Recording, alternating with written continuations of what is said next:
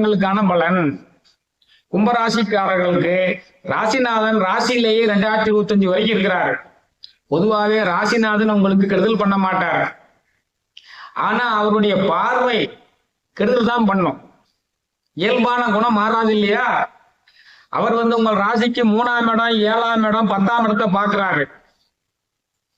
இப்பொழுது 10ஆம் இடத்தை சனி பகவானும் பார்க்கிறாரு, குரு பகவானும் பார்க்கிறாரு. அதனால இப்போ குரு பகவான் 10ஆம் இடத்தை பார்ப்பதால் வேலை சுகமாக இருக்கும். மே மாசம் வரைக்கும் வேலை சுகமாக இருக்கும். மே மாசத்திற்கு பிறகு உங்க 10ஆம் இடம் குரு பகவான் பார்வை பெறாமல் சனி பார்வை மட்டுமே பெறுவதால் மே மாசத்திற்கு பிறகு உங்களுடைய பணிச்சுமை அதிகமாக இருக்கும். சரியா? இப்பொழுது சனி பகவான் உங்கள் ராசிக்கு 7ஆம் இடத்தை பார்த்து கொண்டிருக்கிறார். 7ஆம் இடத்தை பார்த்து கொண்டிருப்பதால் நண்பர்களால உங்களுக்கு சிறு சிறு இடைஞ்சல்கள், தொந்தரவுகள் வந்து கொண்டிருக்கும். பார்ட்னர்ஷிப் ப்ராப்ளங்கள் இருந்து கொண்டிருக்கும். கூட்டு தொழில் செய்பவர்களுக்கு வாழ்க்கை துணை வழியே பிரச்சனை இருந்து கொண்டுதான் இருக்கும். ஏனால் வியாழன் பார்வை பெறாமல் அந்த 7ஆம் இடம் சனி பார்வை மட்டுமே பெறுகிறது. அந்த 7ஆம் இடத்திற்கு மே மாசம் கேது பகவானும் வரப்போறாரு. அதனால வெளிவார தொடர்புகளில் நீங்கள் 2025 முழுவதுமே கவனமா இருக்கணும்.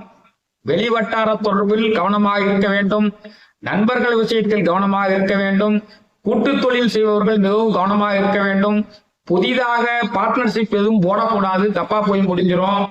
உங்கள் வாழ்க்கை துணை வழியே பிரச்சனை வரும் என்பதை தெரிந்து கொண்டு இருவரும் ஒருவருக்கு ஒருவர் விட்டு கொடுத்து பொறுமையாக சென்றால்தான் இந்த காலத்தை கழிக்க முடியும்.